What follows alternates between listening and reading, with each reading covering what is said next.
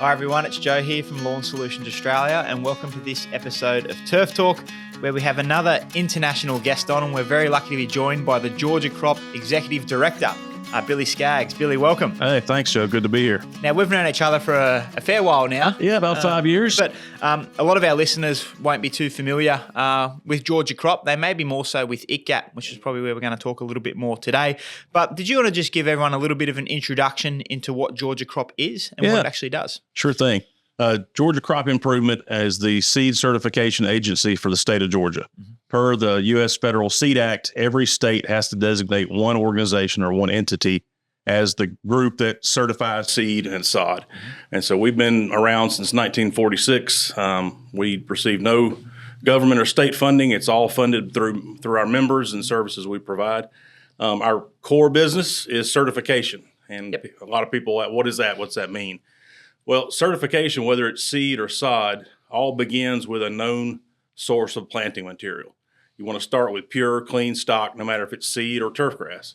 And so we start there with a release from the breeder, the plant breeder, and then that generation is blown up to make foundation stock, and then registered stock, and then certified stock. So the goal is that whether it's a homeowner, athletic field manager, whoever, if they buy certified sod, they get exactly what they're paying for. Yep. It's pure, it's true to type, no noxious weeds, no disease, to try to make sure that the end user gets the highest quality product available. Mm-hmm. The way we go about that is through, of course, a known planting stock. But the primary thing is field inspections, actually getting out and walking and riding these fields, looking for off types, looking for contaminating other species, looking for noxious weeds. And so that process is pretty laborious. It takes quite a bit of time to cover all that ground. But the thing about turfgrass in particular, as compared to seed, our seeded crops are annuals. Turfgrasses are perennials. Mm-hmm. So if a homeowner or a golf course is buying Tiff Tough or Sir Grains or whatever it may be, that's a long-term investment. They don't want to replace that grass in a year. Yeah. They want that grass to be true to type and of good quality. That way they can use that product for many years. Mm-hmm. So that's kind of the goal of certification, is through those protocols, field inspections, grower education, making sure that the end user gets the product that they paid for. Yeah, and it's such an important thing, and people listening to this podcast will be familiar or may be familiar with the AUSGAP program. Yes. And we'll talk a little bit later about how that connects to ITGAP and also Georgia Crop. But the importance isn't just in turfgrass. You mentioned other crops as well. So yes. What else does Georgia Crop play, and what other things are we talking about? Well, we're in a lot of different seeded crops. Our biggest one is peanut. We certify. This year, we will inspect and certify 140,000 acres of peanuts. Yeah. So it takes everybody we've got and several part-time people. But annual crops are different in terms of the level of inspection and just the level of effort that goes into it. Because an annual crop, it's only producing seed for that year. Yeah. Now, you still want that product to be great. You want it to be pure and true to type. But it doesn't carry on and have the impact that a turfgrass would have. Yeah, sure. But so we inspect peanuts, soybeans, cotton, wheat, oats, rye, lots of different crops. Mm-hmm. Peanuts being the biggest one. At Georgia Crop Improvement, peanuts and turfgrass really fuel the ship for us. Now, Georgia Crop is unique. You mentioned before every state has its own seed certification company, but would Georgia Crop be one of the larger ones going around, would it, because of the nature of the state itself? Or yeah, we're in acres-wise, we're in the top 3 or 4. Yeah. We inspect and certify more warm season turfgrass than anybody in the U.S. Yeah. We really started that program. My predecessor, Terry Hollifield, back in the 80s, at the time, the extension turfgrass specialist came to Terry and said, I know y'all do traditional seeded crops. You do peanuts and soybeans. Mm-hmm. We got a problem. We've got all this Tiffway Bermuda grass out there. This is not Tiffway. It's contaminated. Mm-hmm. We have golf courses and high-end projects that want to purchase good quality grass, pure, genetically pure grass, and they can't find it. Mm-hmm. So at the time, Terry, working with some other folks, they kind of modeled the Turfgrass certification program after the traditional seed program. So we started warm season vegetatively propagated certification in the U.S., and we inspect more acres than anybody in the country. Yeah, right. Now, it is a massive thing, and people are going to hear the word acres a lot today, and they're going to hear a lot of thousands of acres. Yes. So there's a couple of things we have to establish is obviously it's not the metric system, but the second thing is turf farms and farming in general in the US is totally amplified compared to what it is in Australia. Like you'll talk thousands and thousands of acres where we'll talk tens of acres sort of here. So you're gonna hear a little bit about that today. But that was a great overview of Georgia crop and the importance of seed certification. But it's quite a unique industry and a unique position that you hold. So how did you find yourself come into something like this? Well, it was by chance, to be quite honest. I went to the University of Georgia, got bachelor and master's degrees there. My undergraduate degree was in turfgrass. I mean, it was in turf science. I got out of school and worked for a wholesale nursery for a couple of years. Kind of got my feet under me and kind of learned a little bit of the industry. Went from there and went back and worked for UGA as a county extension agent, which essentially a county agent is a local person in that county or area who is an extension of the College of Agriculture. So all the information and research that takes place on the campuses and research farms, it filters down through the county agents they're like the local delivery person. Right. We get the information to the farmer, to the grower, to the landscaper. Yep. So I worked as a county agent for about 13 years, then went to State Department of Agriculture for a couple of years in an administrative role. And then Georgia Crop reached out to me. Okay. My predecessor, Terry Hollifield, he was thinking about retirement. And so they said, well, go find whoever you want to take your place. So it was really it was an awesome opportunity out of the blue. Didn't expect it, but I love what I'm doing, and the chance to work in a bunch of different crops. It's seasonal, so we're always doing something different.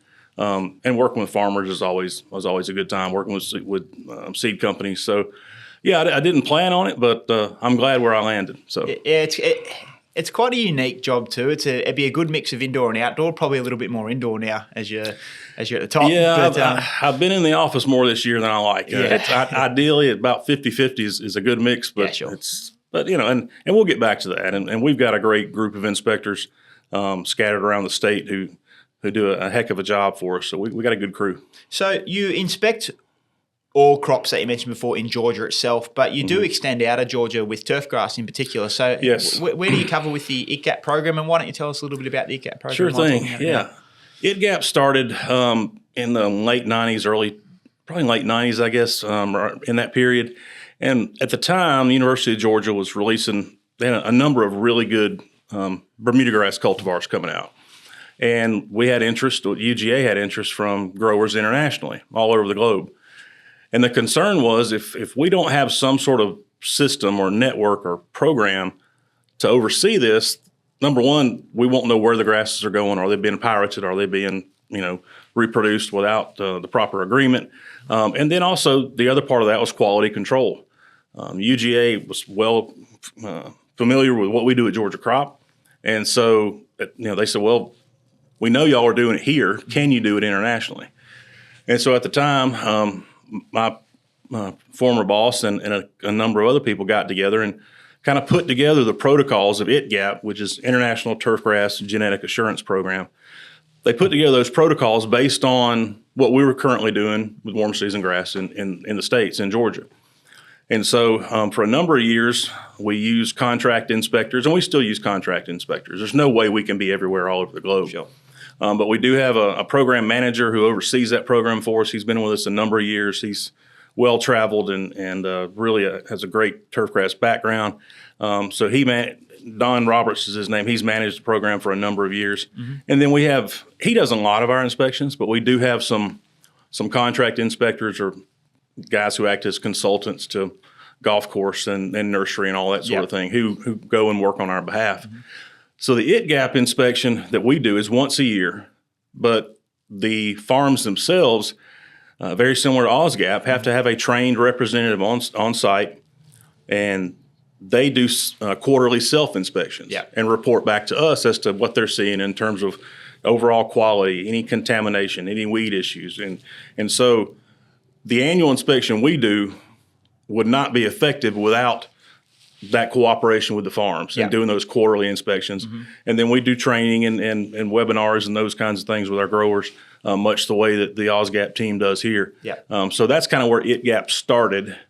Right now we're in 14 countries. We're in Thailand, Vietnam, Spain, Portugal. We're in South America. So we're really spread out. So without a good network of people all over the globe willing to work with us, it will never work. You got enough acres in Georgia to look after. Yeah, we do. We do, for sure. So ITGAP is the International Turfgrass Genetic Assurance Program, and its agent over here is AUSGAP, which is the Australian Genetic Assurance Program.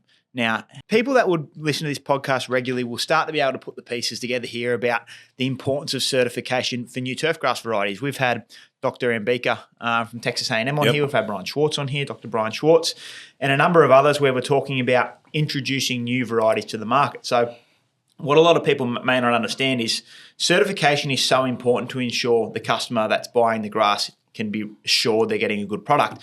The other side of that is, we use TifTuf as an example. TifTuf came out in Australia in 2013 in one 8-inch pot. Mm-hmm. Now there's 700 whatever hectares of TifTuf in production in Australia. Your job's so crucial. You have to ensure the same grass that came out of that pot is the same grass that's in the back of Adelaide where it's planted, but you've got to do it on a global scale. So piecing it together for people, the role of certification is so important in that regard. So what I'm leading to there is, when you're going out and looking at turf crops and looking at paddocks, what kind of things are you actually looking for? How do you find them? What do you do when you find them? What's that process look like? Well, our inspection is a visual inspection based on morphological features of the plant. We're looking at characteristics like leaf color, leaf width, stolons, seed head production, growth rate, texture and density, all those physical attributes or characteristics of the grass.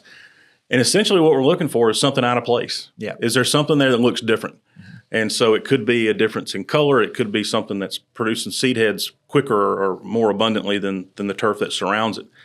So really it's a visual inspection, and it's time consuming. I mean, you're going over those fields, really with a lot of attention to detail, trying to pick out everything that might be there. And the thing that I'll say, I've said it to our inspectors, you're not going to find everything, but that's why you have multiple people looking at it multiple times a year. Yeah. And so it's that check and balance between what we do as certification, whether it be ITGAP or AUSGAP, and then the growers, they're doing those quarterly inspections, and the training that and the time we spend with them hopefully helps them to find things throughout the year. Yeah. The worst thing that can happen is we go to a farm and there's no flags, there's nothing sprayed out. Yeah. That means nobody's looking. Yeah. You can find something in most fields. Not that we're sticklers and we're trying to reject fields, but if no one's out there looking, that's contamination can go from a very small problem to a major problem. Yeah. So it's really important, that attention to detail and the training that's involved, making sure that our inspectors are well versed, knowledgeable about the industry, and really take pride in what they're doing. Yeah. I want our inspectors, whether it's ITGAP, AUSGAP, Georgia Crop Improvement, I want them to take pride in what they're doing, and when they leave that farm, feel pretty dang confident that I think I found everything that might have been out there. And people might have a little bit of experience of this personally with their backyards. Like they might have a softleaf buffalo or a St. Augustine lawn, and they might be able to see a little bit of dew hanging in certain spots, and they can find a bit of cooch in it. But that's generally easy enough to find when there's different varieties. But when you're talking 1,000-acre field of TifTuf, and you're talking another common, it might be Tiff Way or in our our wintergreen or whatever. How are you picking cooch out of cooch, zoysia out of zoysia? There's a fair bit of skill involved in that, isn't there? There is. The biggest thing that helps an inspector is is to ask the grower, and they don't like doing this. I'm going to tell you, I'm coming on this day. Keep the mower off for 4 or 5 days before I get there. Yeah. Because a grass that's not a field that's not freshly mown, the differences in growth rate, the differences in color, whether it throws seed heads, all those things stand out much better in a field that hasn't been mowed. Sure. Now, from a production standpoint, they're on a schedule. They've got acres and acres to mow and keep taking care of. But that's a real crucial thing. Time of day is also important, depending on where the sun is in the sky and how the light's hitting the field. Whether the sun's in your face or at your back, those are all kind of tricks and skills that inspectors learn over time. Yeah. You mentioned dew. Dew on the ground is a nice heavy dew is great for inspecting to find, as you said, to find cooch or Bermuda grass in a zoysia. But it can also help in cooch grasses, in Bermuda grasses, because some will retain it longer into the morning. So that time of day, getting out in the field, fairly early, if you've got a good dew, really spending time to try to get a look at all those fields that are holding that dew, because that's a good thing to look for. And the other thing is color. A lot of the common type Bermuda grasses or couch grasses, the color is going to vary. The leaf blade is going to vary. It's going to be wider typically. It's going to be more aggressive. It's going to grow faster. So again, just looking for those little subtle differences. And it's not something you learn in a week or even a year.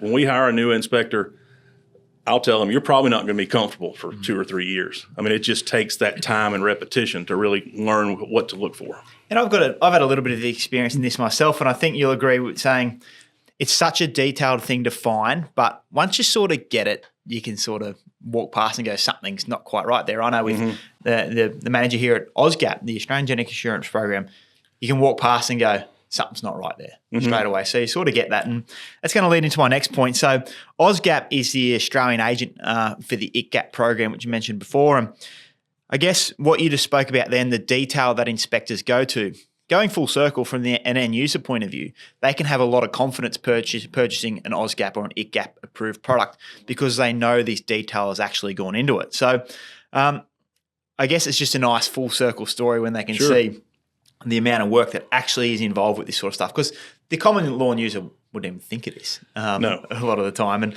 that just leads me into this. You're here in Australia, obviously. We're very lucky to have you. Well, I'm glad to be here. I enjoy coming here. It's been a little while since I've been, but it's great. I'm glad to be back. What's your role while you're out here?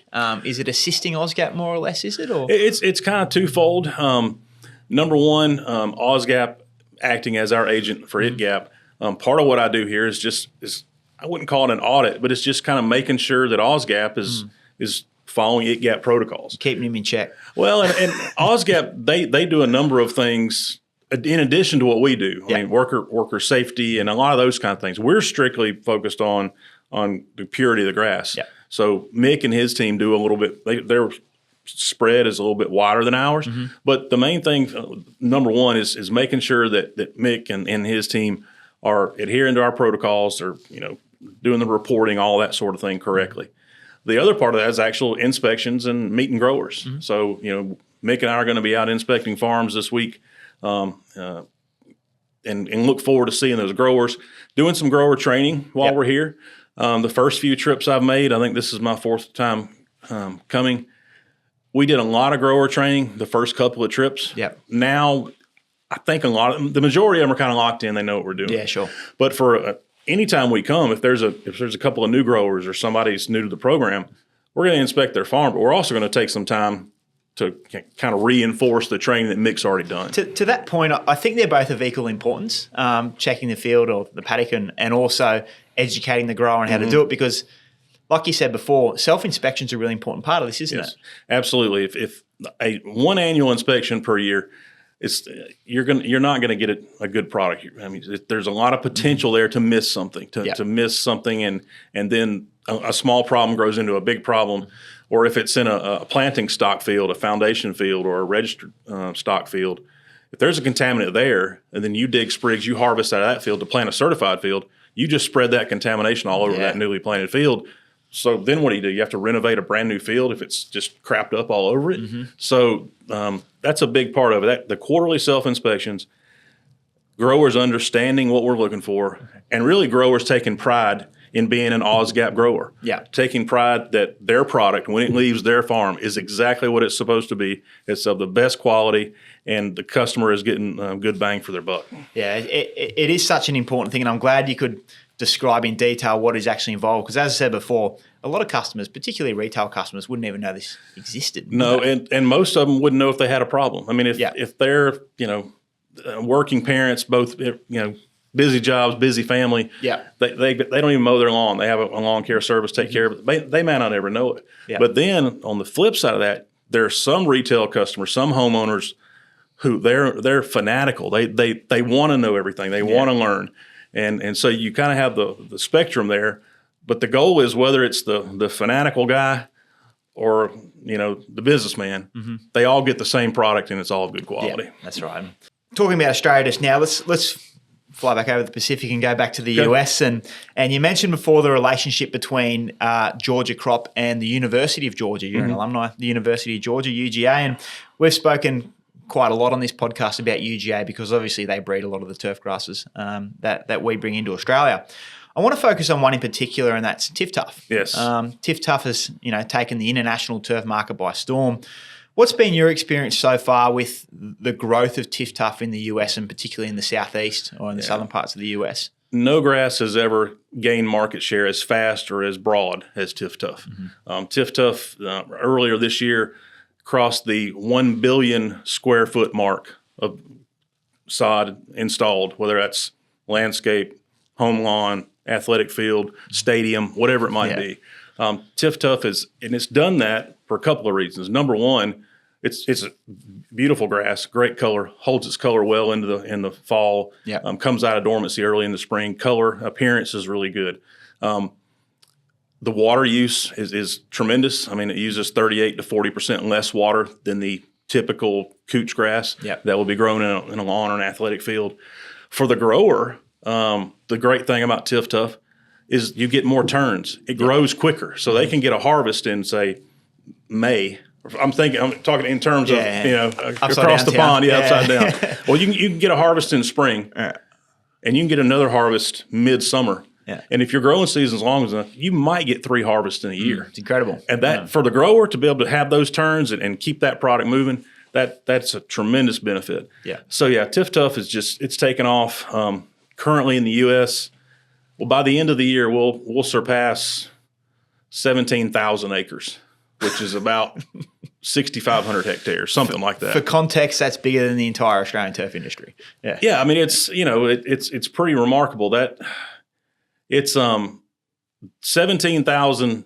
No, let me go back. That billion square feet installed. That's the equivalent of 45, 50,000 acres of one variety that's only been in the market for not even 10 years. And it surpassed Tifway. It surpassed all the other couch grasses. It's just, there's nothing else like it. It's really a testament to what Brian Schwartz and Wayne Hanna and the folks at UGA did early on in breeding that grass. It was 20 years in development of testing and research and trials and getting that on farms. Their work, the work of the Turfgrass group who helps market and license that variety, TurfTalk. So it's been a team effort, but it's pretty unbelievable what it's done in a short amount of time. Oh, absolutely. We've felt that in Australia ourselves. I don't know the number. I think we're over 5 million square metres sold now. So those listening to this at home can get their calculators out and try and convert your billion square feet to about 5 million. But I'm sure it's not a lot in comparison. But 17,000 acres of TurfTalk, right? So this isn't your only product and this isn't your only crop. So how do you inspect 17,000 acres of anything? Well, the 17,000 acres is spread across the U.S. So it's and every state has a crop improvement organization when they have inspectors who are out doing their thing, just like we do. In Georgia, we have 10,000 acres in our whole program. That's all the Bermudas, all the zoysias, some centipede, that sort of thing. We have 5 full-time inspectors and a handful of part-time inspectors. Oh, wow, okay. And so to get across all that ground, I mean, and we inspect 3 times a year in the state. So it's very time-consuming. You got to get it done. You got to have manpower. In Georgia with crop improvement, we don't require self-inspections because we're there 3 times a year. But we do focus and stress grower training and education. We have annual trainings that our growers are required to attend to kind of reinforce what we're talking about when we're on the farms.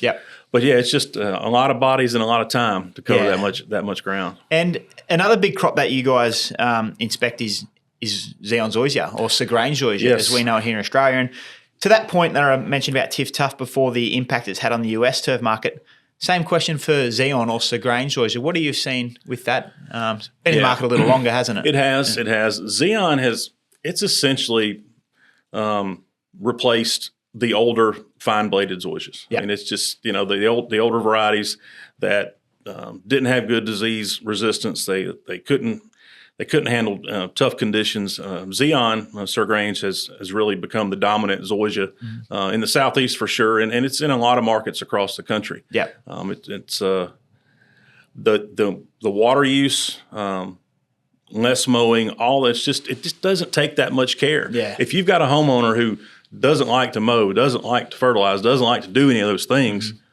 you can grow Sir Grange and not do very much. Yeah. So it's pretty forgiving. It can handle shade. It's beautiful when it's well maintained. Yeah, it's really been another big one for us. Yeah, we're seeing the same thing here now, and people are starting to really understand how to look after and care for zoysia grass. So it's been an interesting one in Australia because we're so used to buffalo grass, St. Augustine grass, and bringing TurfTalk and bringing Sir Grange to the market.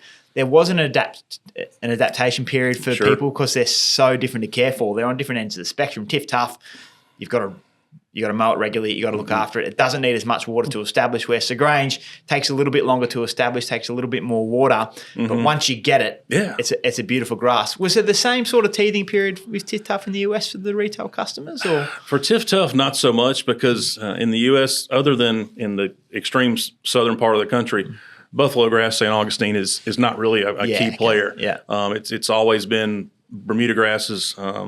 Centipede and zoysia. So for us, the dominant Bermuda grass, couch grass for decades was Tifway. Still a good grass, has its place. So people were familiar with it. Yeah. So it was a pretty easy sell on that, and they took to it very quickly. Obviously, on the zoysia side of things, in the U.S., zoysia customers.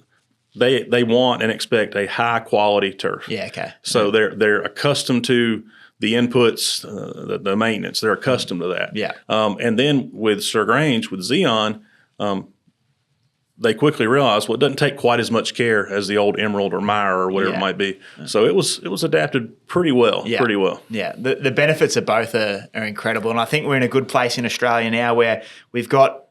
It's not just a one and done solution. It's not just a choice of one. We have so many wonderful choices. We've just brought out Zoysia australis, which again is out of Georgia as well. And beautiful grass. I haven't looked at much of it, so I'm excited to look at it while we're here this week. You'll see plenty of it here, and I think you'll be pretty surprised. It's come out of winter, particularly in the Sydney markets where it's a little bit cooler, really, really well, awesome. and it's popped up, which is great to see. And so when you come out here and you assist AUSGAP in inspections, you're generally not out here for very long. So a lot of traveling this week. Is that on the agenda? Yeah, we're going to cover a lot of ground. Going to 2 to 3 farms a day, making visits. Yeah, it's the last time I was here for about 3 weeks. Yeah, and that's 2 to 3 weeks is probably ideal to come this far. But in my new role at Georgia Crop as executive director, being gone for more than a week, it wasn't going to happen. So I'm glad to be back and looking forward to getting out and seeing the countryside. Looking forward to talking to growers. Yeah. That's the most fun. I really enjoy that. And the cool thing is they're asking me questions and I'm answering questions on what's happening in the States and maybe some tips or tricks. But Joe, when I finish talking to a grower, I guarantee I learned as much as they did. Yeah, sure. Which is pretty darn cool. Yeah, yeah. And you've been out here a couple of times now. We always love having you because we feel you're the most Australian American that comes out here. You fit in pretty good here. Yeah. So, what is it about Australia from someone from the Southeast United States that you enjoy so much? Number one is the people, the hospitality.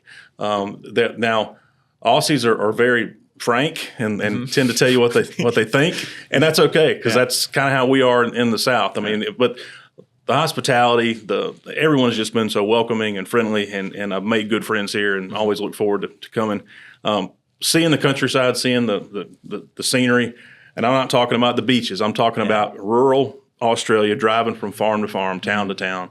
It's just always a joy to come. So you have the same experience we have when we go to the US. It's quite a good one. It's not just New York and LA, and it's not just Sydney and Melbourne for you. It's not the Harbour Bridge. It's not all that. You actually get to see small town Australia, which I'd imagine would be pretty cool. Oh, it's awesome. And two things about small towns in Australia, which we do not have in the States. Every small town has a pub and a bakery. And those are two things I really like. I mentioned before you fit in well. You can enjoy the night, but then you can feel better in the morning with a nice meat pie there when you wake go. up. That's exactly right. You had a meat pie? I haven't yet, but it's on the agenda this week for sure. I'll point you in the direction of a couple of good spots. Just finishing up now. So Turfgrass has been a big part of your life. Obviously, you mentioned before you've got a lot of experience in the ag industry, in the turfgrass industry. What is it outside of work that sort of keeps you busy? You mentioned you went to the University of Georgia. I imagine you're a Dogs fan. Yeah, I'm pretty disappointed with the game this weekend. This past weekend, we won, but it wasn't an impressive victory. Anything Georgia football, I'm all about. It's Saturdays in the South are just awesome. I mean, college football in the fall is great. I've got my wife and I have 4 kids between us, but they're anywhere from 16 to 23. So they're kind of doing their thing. Right. So they were kind of out of that phase.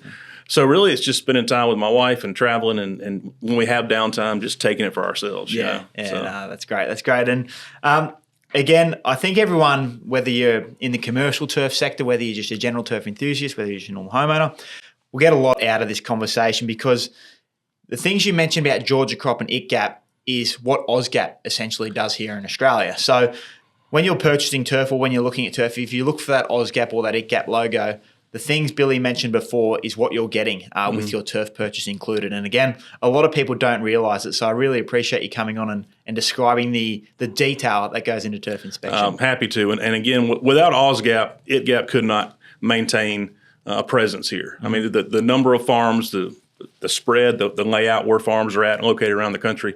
Without AUSGAP, there's no way ITGAP could be here. So we're grateful for the cooperation. It's a good conversation, and I hope you have a good week traveling around with AUSGAP, inspecting some farms. And after this, we might duck down the local bakery and get your meat pie. Sounds good. Thanks, Joe. Thanks, Billy. Cheers. Yeah, man.